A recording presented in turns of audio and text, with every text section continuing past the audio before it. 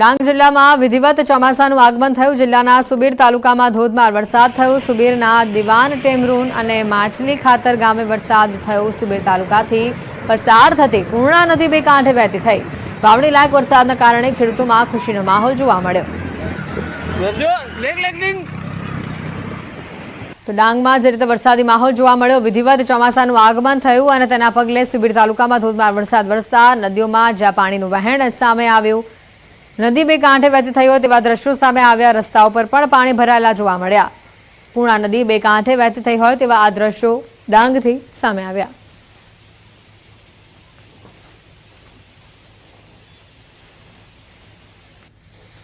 असह्य उकळाट बाद पोरबंदर जिल्लाમાં મેઘરાજાનું આગમન થયું। જિલ્લામાં વહેલી સવારથી ઝરમર વરસાદ રહ્યો। વરસાદ થતા લોકોને ભારે ઉકળાટથી રાહત મળી। મેઘ સવારી પહોંચતા જ ઘણા વિસ્તારોમાં લાઇટો ગુલ થઈ।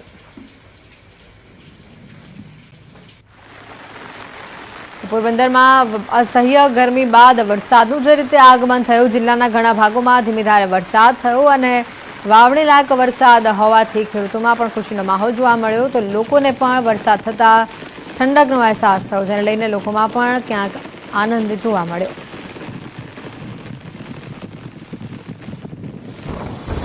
પોરબંદરમાં વરસાદ બાદ નગરપાલિકાની કામગીરી પર સવાલો ઉભા થઈ રહ્યા છે। પ્રી મોન્સૂન કામગીરી માત્ર કાગળ પર હોય તેવી સ્થિતિ સામે આવી। શહેરના અનેક રસ્તાઓ તથા પાણીમાં તરબોળ થયેલા અનેક વિસ્તારો જોવા મળ્યા। સુદામા ચોક, ખાદી ભવન, એસપીપી રોડ આ સહિતના રસ્તાઓ પર પાણી ભરાયું હતું।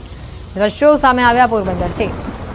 પોરબંદરના અનેક વિસ્તારોમાં વરસાદ વરસતા જે પાણી ભરાયાની તસવીરો સામે આવી, તેને લઈને પ્રી મોન્સૂન કામગીરી પર સવાલ ઉઠ્યા। પ્રતિશ અમારી સાથે સંવાદદાતા અહીંયા જોડાઈ ચૂક્યા છે। પ્રતિશ, જે રીતનો વરસાદી માહોલ પોરબંદરમાં જોવા મળ્યો, પ્રી મોન્સૂન કામગીરી પર અહીંયા મોટા સવાલો ઉભા થઈ રહ્યા છે, કારણ કે પહેલા વરસાદમાં જ આવી સ્થિતિ, વધુ માહિતી શું?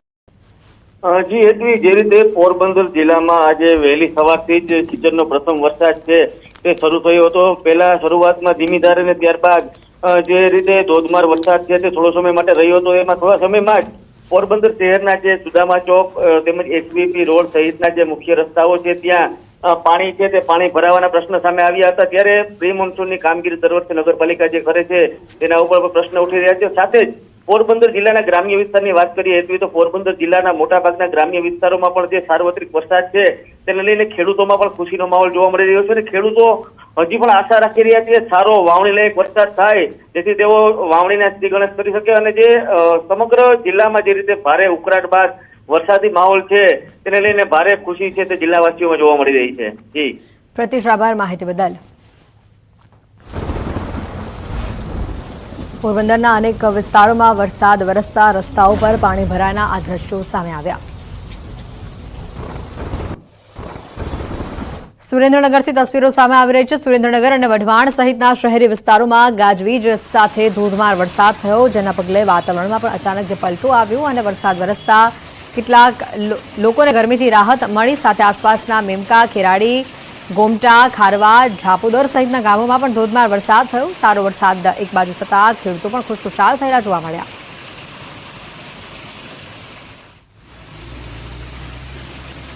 તો આ તરફ દ્વારકા જિલ્લામાં મોડી રાતથી જ વરસાદી માહોલ જામેલો છે। ભાણવડમાં વહેલી સવારે 2 ઇંચ જેટલો વરસાદ થયો। ભાણવડમાં મેઘરાજાએ ધમાકેદાર એન્ટ્રી કરી। સારા વરસાદી ઝાપટાથી રસ્તાઓ પર પાણી વહેતા થયા।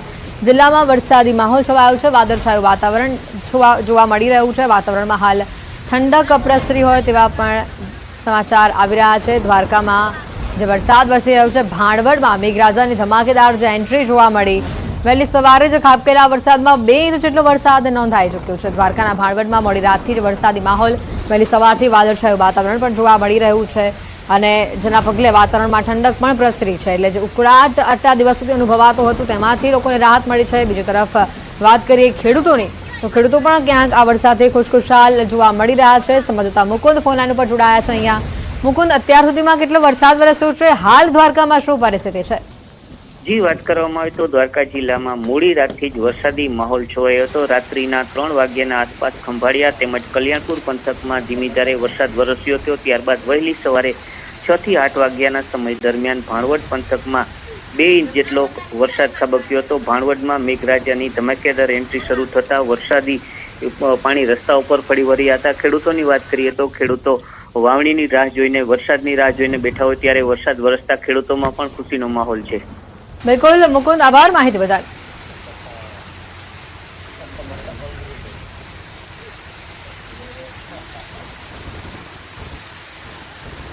જૂનાગઢ જિલ્લામાં પણ મેઘરાજાનું આગમન જોવા મળ્યું છે. ગત મોડી રાત્રે માંગરોળ તેમજ આસપાસના વિસ્તારોમાં વરસાદ થયો. અસહ્ય બફારામાંથી લોકોને રાહત મળી. પહેલો વરસાદ થતા ખેડૂતોમાં પણ ખુશીની લહેર જોવા મળી. વરસાદ પડતા રોડ ઉપર પાણી વહેતા થયા હતા. જૂનાગઢથી આ દ્રશ્યો સામે આવ્યા. માંગરોળ અને આસપાસના વિસ્તારમાં વરસાદી માહોલ છવાયેલો જોવા મળ્યો. અસહ્ય બફારાથી લોકોને રાહત મળી. વરસાદનું આગમન થતાં લોકોમાં પણ ખુશીનો માહોલ જોવા મળ્યો. તો ખેડૂતોમાં પણ ખુશી જોવા મળી. લોકોને આ બફારામાંથી રાહત મળતા લોકો પણ ખુશખુશાલ જોવા મળ્યા. વાત કરીએ અન્ય સમાચારોની તો રાજકોટમાં સ્વામિનારાયણના સંત સામે દુષ્કર્મની જે ફરિયાદ નોંધાઈ છે, 2 સ્વામી સહિત 3 લોકો સામે દુષ્કર્મની ફરિયાદ નોંધાઈ છે. ખીરસરા ઘેડિયા ગામના ગુરુકુળના 2 સ્વામી સામે ફરિયાદ દાખલ કરવામાં આવી છે. સ્વામિનારાયણ સંપ્રદાયના ધર્મ સ્વરૂપદાસ સ્વામી, નારાયણ સ્વરૂપદાસ સ્વામી અને મયુર કાસોદરિયા નામના વ્યક્તિ સામે ફરિયાદ નોંધાઈ છે. મહિલાને ગર્ભવતી બનાવી ગર્ભપાત કરાવ્યાનો પણ આરોપ છે. 3 વર્ષથી દુષ્કૃત્ય આચરતું હોવાનું પીડિતાનો આરોપ છે. ગુરુકુળમાં જ મહિલા સાથે લગ્ન કર્યાનો ફરિયાદમાં ઉલ્લેખ છે. સ્વામીએ ગુરુકુળમાં જ મહિલા સાથે લગ્ન કર્યાની ફરિયાદ નોંધાઈ હતી. સ્વામી ધર્મ સ્વરૂપદાસ દ્વારા મહિલાને ફેસબુકના માધ્યમથી ફ્રેન્ડ રિક્વેસ્ટ મોકલવામાં આવી હતી. મહિલાએ પોલીસ મથકે ફરિયાદ નોંધાવી છે. અંકિત ફોનલાઈન પર સંવાદદાતા અહીંયા જોડાઈ ચૂક્યા છે. અંકિત, જે આખો આ મામલો સામે આવ્યો છે ગર્ભપાતનો, પણ અહીંયા ક્યાંક આરોપ લગાવવામાં આવી રહ્યો છે, વધુ માહિતી શું? ચોક્કસ વાત કરવામાં આવે તો રાજકોટ જિલ્લામાં સ્વામિનારાયણ સંપ્રદાયના સંતોને લાંછન લગાડતો આ કિસ્સો છે તે સામે આવ્યો છે. રાજકોટ જિલ્લાના ઉપલેટા તાલુકાના ખીરસરા ઘેટિયા ગામ ખાતે જે સ્વામિનારાયણ ગુરુકુળ આવેલું છે, આ સ્વામિનારાયણ ગુરુકુળ સાથે સંકળાયેલા 2 જેટલા જે સંતો છે તેમના સહિત કુલ 3 વ્યક્તિઓ વિરુદ્ધ ભાયાવદર પોલીસ સ્ટેશન ખાતે IPC 376(2)N 313 અને 114 સહિતની કલમ હેઠળ છે તે ગુનો નોંધવામાં આવ્યો છે. 30 વર્ષીય મહિલા દ્વારા જે પોતાની સાથે દુષ્કૃત્ય ગુજારવામાં આવી રહ્યું હોય છેલ્લા 3 વર્ષથી આ પ્રકારની ફરિયાદ છે તે નોંધવામાં આવી છે. મહિલાએ પોલીસ ફરિયાદમાં પણ જણાવ્યું છે કે આ ધર્મ સ્વરૂપ દ્વારા તેને 2020ના ડિસેમ્બર મહિનાની અંદર ફ્રેન્ડ રિક્વેસ્ટ મોકલવામાં આવી હતી. ત્યારબાદ આ જે ફ્રેન્ડ રિક્વેસ્ટ છે તે મહિલા દ્વારા એક્સેપ્ટ કરવામાં આવી હતી. ત્યારબાદ બંને વચ્ચે ફેસબુકના માધ્યમથી સાથોસાથ વોટ્સએપના માધ્યમથી ચેટિંગ થતું હતું. બંને વચ્ચે મિત્રતા થઈ હતી અને ત્યારબાદ ફેબ્રુઆરી મહિનાની અંદર 2021ના ફેબ્રુઆરી મહિનાની અંદર સ્વામી દ્વારા તેને ગુરુકુળ ખાતે બોલાવવામાં આવી હતી, જ્યાં તેની સાથે જબરદસ્તી પણ કરવામાં આવી હતી. ત્યારબાદ સ્વામીએ ગુરુકુળની અંદર આ જે ગેસ્ટ રૂમ છે તેની અંદર જ લગ્ન કર્યા હતા. તો સાથોસાથ જણાવ્યું હતું કે આપણે પતિ પત્ની તરીકે સમાજમાં નહીં રહી શકીએ, પરંતુ સાધુ અને સાધ્વી તરીકે આપણે સાથે રહીશું.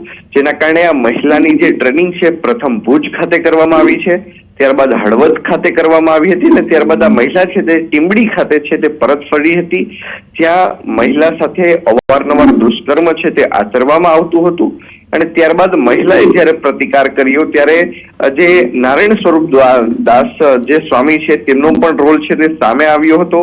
મહિલા ગર્ભવતી થતા તેને ગર્ભપાતની ગોળી પણ આપવામાં આવી હોવાનું આ સમગ્ર જે ઉલ્લેખ છે તે પોલીસ ફરિયાદમાં જોવા મળી રહ્યો છે. અંકિત, આભાર માહિતી બદલ.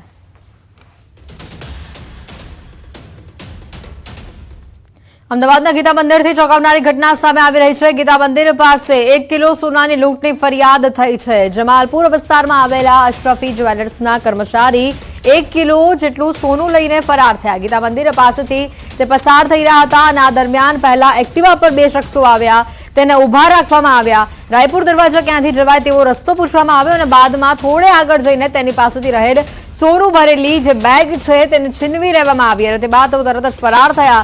જો કે સમગ્ર ઘટનાની જાણ પોલીસને કરવામાં આવતા પોલીસ તો કાફલો ઘટના સ્થળ પર પહોંચ્યો અને આસપાસના સીસીટીવી ફૂટેજના આધારે વધુ તપાસ શરૂ કરવામાં આવી. જો કે પોલીસે ફરિયાદીની પણ ઉલટ તપાસ શરૂ કરી છે. ઘટનાના જે સીસીટીવી સામે આવ્યા છે જેમાં જોઈ શકાય છે કે કંઈક વાત કરવા માટે એક્ટિવા ચાલક એક્ટિવા પર જે 2 શખ્સો આવે છે તે ઉભા રાખે છે તે ભાઈને અને તેઓની પાસે રસ્તો પૂછે છે અને તે બાદ ફરી ત્યાં આવીને તેઓની પાસેથી બેગ ઝૂંટવાનો તેઓ પ્રયત્ન કરે છે. હાલ આ કેસમાં ફરિયાદીની પણ પોલીસ દ્વારા ઉલટ તપાસ કરવામાં આવી રહી છે અને સીસીટીવીના આધારે સમગ્ર તપાસ કરાઈ રહી છે. જે ગોલ્ડનો સામાન છે પોતાના બેગમાં લઈને જ્વેલર્સનો જતા હતા અને ત્યાં એ રસ્તા ઉપર આસ્ટોડિયાથી ગીતા મંદિર વચ્ચે બે અજાણ્યા ઈસમો એક્ટિવા લઈને આવેલા હતા અને તેઓને રસ્તો પૂછવાના બહાને ઊભા રાખીને તેઓની પાસે જે બેગ હતું તે ઝૂંટવીને જતા રહેલા હતા. પ્રાથમિક દ્રષ્ટિએ આ બનાવમાં બે શકમંદો આઈડેન્ટિફાઈ પોલીસ કરી રહી છે સીસીટીવી માધ્યમથી અને 1 કિલો જેટલું સોનું તે વ્યક્તિ પાસે હતું.